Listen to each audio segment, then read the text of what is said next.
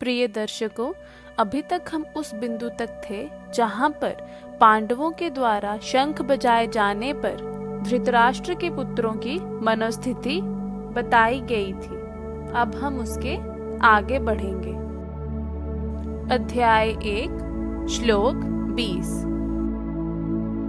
अथ व्यवस्थितान् दृष्टा धृतराष्ट्रन् कपिध्वजा प्रवर्ते शास्त्र संपाते धनुर्धमय पांडवा ऋषिकेशम तदा वाक्यमिदमा महीपते। अर्थात उस समय हनुमान जी से अंकित ध्वजा लगे रथ पर आसीन पांडुपुत्र अर्जुन अपना धनुष उठाकर तीर चलाने के लिए उद्यत हुए। हे राजन, धृतराष्ट्र के पुत्रों को व्यूह में खड़ा देखकर अर्जुन ने श्री कृष्ण जी से यह वचन कहे। तात्पर्य: युद्ध प्रारंभ होने ही वाला था। उपर्युक्त कथन से ज्ञात होता है कि पांडवों की सेना की अप्रत्याशित व्यवस्था से धृतराष्ट्र के पुत्र बहुत निरुत्साहित थे, क्योंकि युद्ध भूमि में पांडवों का निर्देशन भगवान श्री कृष्ण के आदेश अनुसार हो रहा था। अर्जुन की ध्वजा पर हनुमान जी का चिन्ह भी विजय का सूचक है, क्योंकि हनुमान जी ने श्री राम तथा रावण युद्ध में राम जी की सहायता की थी, जिससे श्री राम जी की विजय हुई थी। और इस समय अर्जुन की सहायता के लिए उसके रथ पर श्री राम तथा हनुमान दोनों उपस्थित थे। भगवान कृष्ण साक्षात श्री राम हैं, और जहाँ भी श्री राम जी रहते हैं वहाँ उनका नित्य सेवक हनुमान जी का होना तो लाजमी है, तथा उनकी नित्य संगिनी वैभव की देवी सीता भी उपस्थित रहती हैं।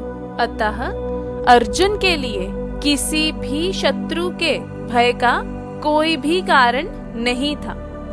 इसके ऊपर सभी इंद्रियों के स्वामी भगवान श्री कृष्ण निर्देशन देने के लिए भी साक्षात उपस्थित थे। इस प्रकार अर्जुन को युद्ध करने के मामले में सारा सत्परामर्श प्राप्त था। ऐसी स्थितियों में जिनकी व्यवस्था भगवान ने अपने शाश्वत भक्त के लिए की थी, निश्चित विजय के लक्षण स्पष्ट थे। अध्याय 1 श्लोक 21 व 22। अर्जुन उवाच सेनयोरुभयोर्मध्ये रथं स्थापय मयोजयेत् यावदेता निरीक्षयहं योद्धुकामानवस्थितान् कैर्यमाय सह योद्धवयम् अस्मिन् रणसमयुद्धमय। अर्थात अर्जुन ने कहा, हे अच्युत, कृपा करके मेरा रथ दोनों सेनाओं के बीच ले चले, जिससे मैं यहाँ उपस्थित युद्ध की अभिलाषा रखने वालों को और शस्त्रों की इस महान परीक्षा में जिनसे मुझे संघर्ष करना है उन्हें देख सकूं। तात्पर्य: यद्यपि श्री कृष्ण साक्षात भगवान हैं, किंतु वे अहेतु की कृपावश अपने मित्र की सेवा में लगे हुए थे। वे अपने भक्तों पर स्नेह दिखाने में कभी नहीं चूकते, इसीलिए अर्जुन ने उन्हें अच्युत कहा। सारथी रूप में उन्हें अर्जुन की आज्ञा का पालन करना ही था, और उन्होंने इसमें कोई संकोच नहीं किया। अतः उन्हें अच्युत कहकर संबोधित किया गया है। यद्यपि उन्होंने अपने भक्त का सारथी पद स्वीकार किया था, किंतु इससे उनकी परम स्थिति अक्षुण्ण बनी रही। प्रत्येक परिस्थिति में वे इंद्रियों के स्वामी श्री भगवान ऋषिकेश हैं। भगवान तथा उनके सेवक का संबंध अत्यंत मधुर एवं दिव्य होता है। सेवक स्वामी की सेवा करने के लिए सदैव उद्यत रहता है, और भगवान अपने भक्त की कुछ न कुछ सेवा करने की कोशिश में रहते हैं। वे इसमें विशेष आनंद का अनुभव करते हैं कि वे स्वयं आज्ञादाता न बने, अपितु उनके शुद्ध भक्त उन्हें आज्ञा दें। चूंकि वे स्वामी हैं, अतः सभी लोग उनके आज्ञा पालक हैं, और उनके ऊपर उनको आज्ञा देने वाला कोई नहीं है। किंतु जब वे देखते हैं कि उनका शुद्ध भक्त आज्ञा दे रहा है तो उन्हें दिव्य आनंद मिलता है। यद्यपि वे समस्त परिस्थितियों में अच्युत रहने वाले हैं। भगवान का शुद्ध भक्त होने के कारण अर्जुन को अपने बंधु बांधवों से युद्ध करने की तनिक भी इच्छा न थी, किंतु दुर्योधन द्वारा शांतिपूर्ण समझौता न करके हठ धर्मिता पर आतुर होने के कारण उसे युद्ध भूमि में आना पड़ा। अतः वह ये जानने के लिए अत्यंत उत्सुक था कि युद्ध भूमि में कौन कौन से अग्रणी व्यक्ति उपस्थित हैं। यद्यपि युद्ध भूमि में शांति प्रयासों का कोई प्रश्न नहीं उठता, तो भी वह उन्हें फिर से देखना चाह रहा था और यह देखना चाह रहा था कि वे इस अवांछित युद्ध पर किस हद तक तुले हुए हैं। अध्याय 1 श्लोक 23। योत्स्यमानान् वीक्षयः य एतेऽत्रे समागताः दात्र राष्ट्रस्य दुर्बुद्धये युद्धे प्रिये चिकीर्षवः। अर्थात मुझे उन लोगों को देखने दीजिए जो यहाँ पर धृतराष्ट्र के दुर्बुद्धि पुत्र यानी कि दुर्योधन को प्रसन्न करने की इच्छा से लड़ने के लिए आए हुए हैं। तात्पर्य यह सर्वविदित था कि दुर्योधन अपने पिता धृतराष्ट्र की सांठगांठ से पाप पूर्ण योजनाएं बनाकर पांडवों के राज्य को हड़पना चाहता था। अतः जिन समस्त लोगों ने दुर्योधन का पक्ष ग्रहण किया था वे सब उसी के समान धर्म रहे होंगे। अर्जुन युद्ध प्रारंभ होने के पूर्व यह तो जान ही लेना चाहता था कि कौन कौन से लोग आए हुए हैं, किंतु उनके समक्ष समझौते का प्रस्ताव रखने की उसकी कोई योजना नहीं थी। यह भी तथ्य था कि वह उनकी शक्ति का जिसका उसे सामना करना था अनुमान लगाने की दृष्टि से उन्हें देखना चाह रहा था।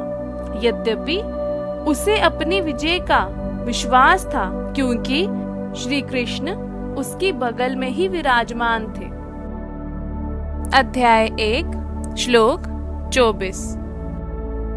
संजय उवाच एव मुक्तो ऋषिकेशो गुणाकेशेन भारत सैन्ययोरुभयो मृद्धये स्थापये तवा रथोत्तमम्। संजय ने कहा, हे भरतवंशी, अर्जुन द्वारा इस प्रकार संबोधित किए जाने पर भगवान श्री कृष्ण ने दोनों दलों के बीच में उस उत्तम रथ को लेकर खड़ा कर दिया। तात्पर्य इस श्लोक में अर्जुन को गुड़ाकेश कहा गया है। गुड़ाका का अर्थ है नींद, और जो नींद को जीत लेता है वह गुड़ाकेश है। नींद का अर्थ अज्ञान भी है। अतः अर्जुन ने कृष्ण की मित्रता के कारण नींद तथा अज्ञानता दोनों पर विजय प्राप्त की थी।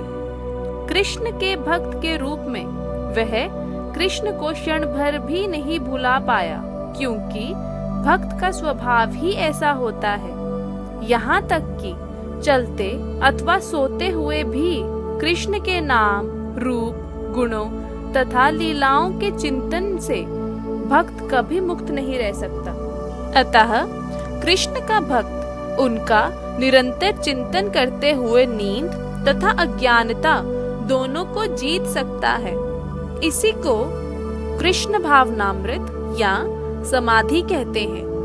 प्रत्येक जीव की इंद्रियों तथा मन के निर्देशक अर्थात ऋषिकेश के रूप में कृष्ण अर्जुन के मंतव्य को समझ गए कि वह क्यों सेनाओं के मध्य में रथ को खड़ा करवाना चाहता है। अतः उन्होंने वैसा ही किया और फिर वे इस प्रकार बोले। अध्याय 1 श्लोक 25। भीष्म द्रोण प्रमुखता सर्वेषां च महीक्षिताम् उवाच पार्थ पश्चातान् संवेतान् कुरुनिति। अर्थात भीष्म, द्रोण तथा विश्व भर के अन्य समस्त राजाओं के सामने भगवान ने कहा कि हे पार्थ, यहाँ पर एकत्रित सारे गुरुओं को देखो।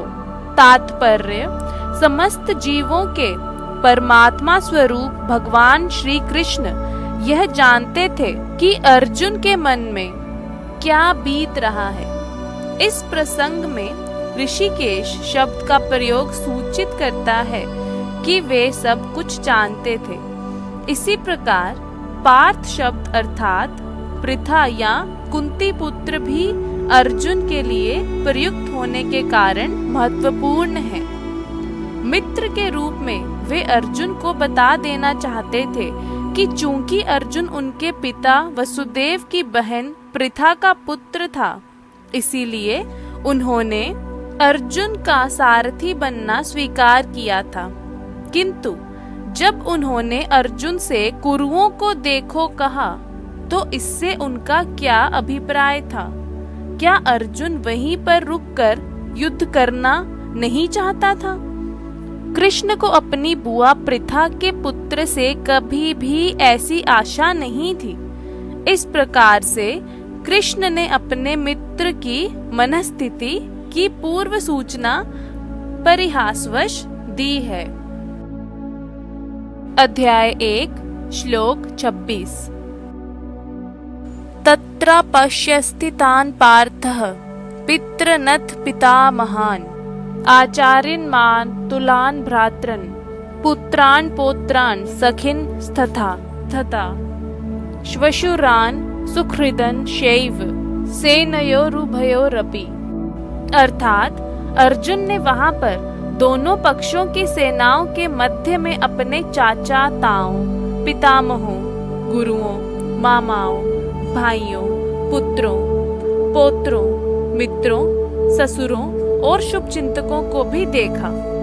तात्पर्य, अर्जुन युद्ध भूमि में अपने सभी संबंधियों को देख सका। वह अपने पिता के समकालीन भूरिश्वा जैसे व्यक्तियों, भीष्म तथा सोमदत्त जैसे पितामहों, द्रोणाचार्य तथा कृपाचार्य जैसे गुरुओं, शल्य तथा शकुनी जैसे मामाओं, दुर्योधन जैसे भाइयों, लक्ष्मण जैसे पुत्रों, अश्वत्थामा जैसे मित्रों एवं कृतवर्मा जैसे शुभचिंतकों को देख सका। वह उन सेनाओं को भी देख सका जिनमें उसके अनेक मित्र थे। यह श्लोक 20 से लेकर 26 तक थे। इन श्लोकों से हम ये जान सकते हैं कि जीवन के उतराव चढ़ाव में कई बार ऐसी परिस्थितियां उत्पन्न हो जाती हैं जिनमें मनुष्य को चुनाव करना पड़ता है कि वे अपनों का साथ दे, शुभचिंतकों का साथ दे या फिर ईश्वर तथा धर्म का साथ दे।